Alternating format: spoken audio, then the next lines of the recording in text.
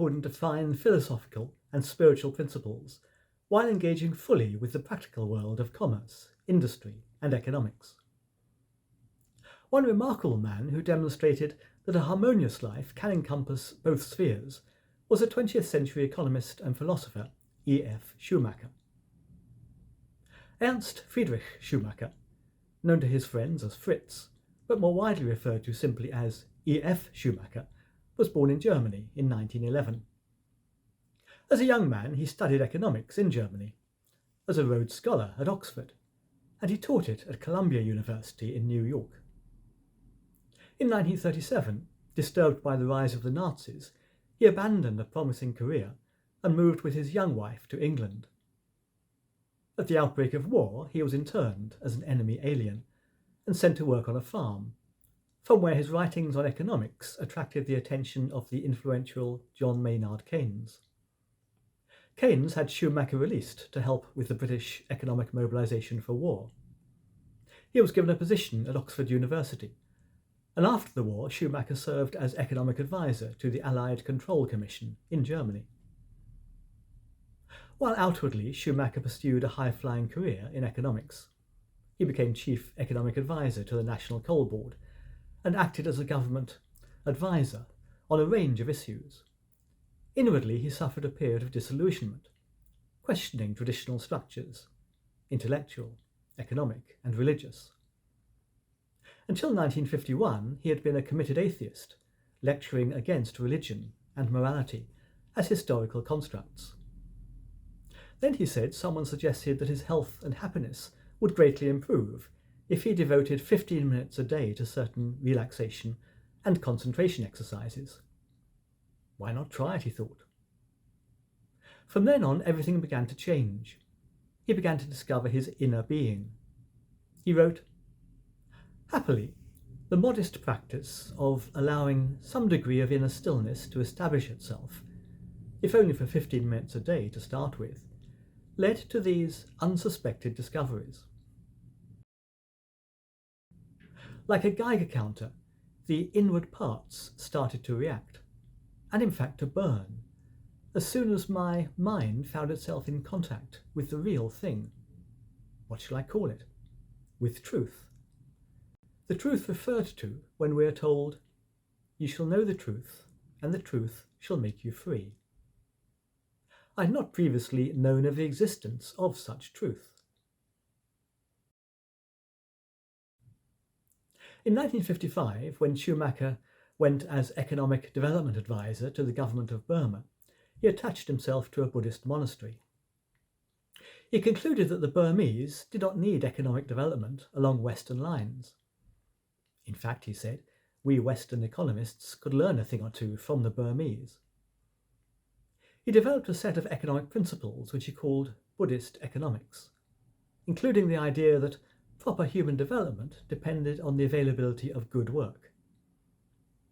The purpose of work is threefold, he thought: to produce necessary and useful goods and services, to enable us to use and perfect our gifts and skills, and to collaborate with others so as to liberate ourselves from our inborn egocentricity.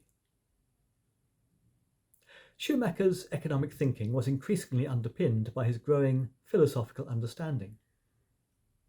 Economics without spirituality can give you temporary and physical gratification, he said, but it cannot provide any internal fulfillment. Spiritual economics brings service, compassion, and relationships into equal play with profit and efficiency. We need both, and we need them simultaneously. Schumacher's name rose to wider prominence with the publication in 1973 of his book Small is Beautiful, subtitled A Study of Economics as if People Mattered.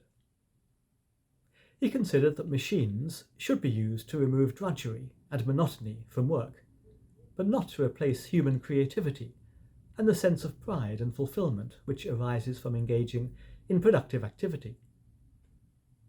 Economics should operate at a human scale and should meet the needs of human development at all levels, from the basic requirements of food, clothing, and shelter to spiritual fulfillment.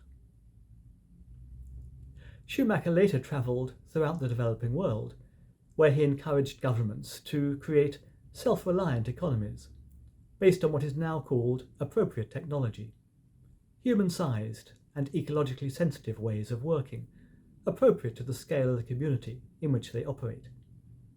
He was an early advocate of local production and organic farming, and he founded the Intermediate Technology Development Group, now the charity Practical Action, and he became president of the Soil Association. He was a pioneer of what became known as sustainable development. 4 years after Small is Beautiful, Schumacher published A Guide for the Perplexed, a delightful yet profound philosophical text, drawing not only on Buddhism, but on a variety of other sources, from Christianity to Ouspensky. Schumacher argued, in simple terms, for the truth of ancient knowledge regarding the essential nature of each one of us, and for the practical possibility of cultivating the power of attention, and of waking up to higher levels of spiritual being. He also practiced what he preached, in both the economic sphere and his inner life.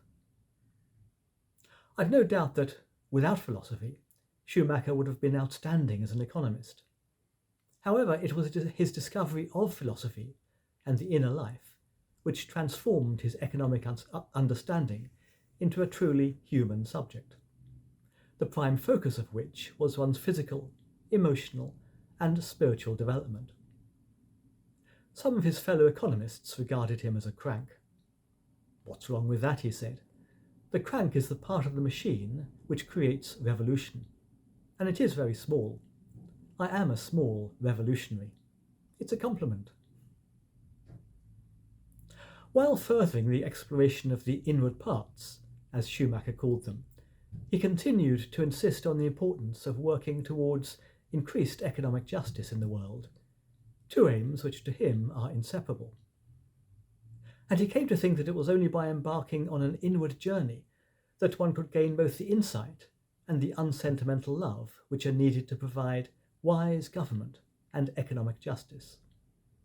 He wrote, "Anyone who openly goes on a journey into the interior, who withdraws from the ceaseless agitation of everyday life, and pursues the kind of training without which genuine self-knowledge cannot be obtained, is accused of selfishness. Meanwhile, world crises multiply, and everybody deplores the shortage or even total lack of wise men or women, unselfish leaders, trustworthy counsellors, etc. It is hardly rational to expect such high qualities from people who have never done any inner work." From that you may think that Schumacher despaired of any progress in either the philosophical or economic spheres. But on the contrary, he was optimistic about the future. "I never feel discouraged," he wrote. "I can't myself raise the winds which might blow us, or this ship, into a better world.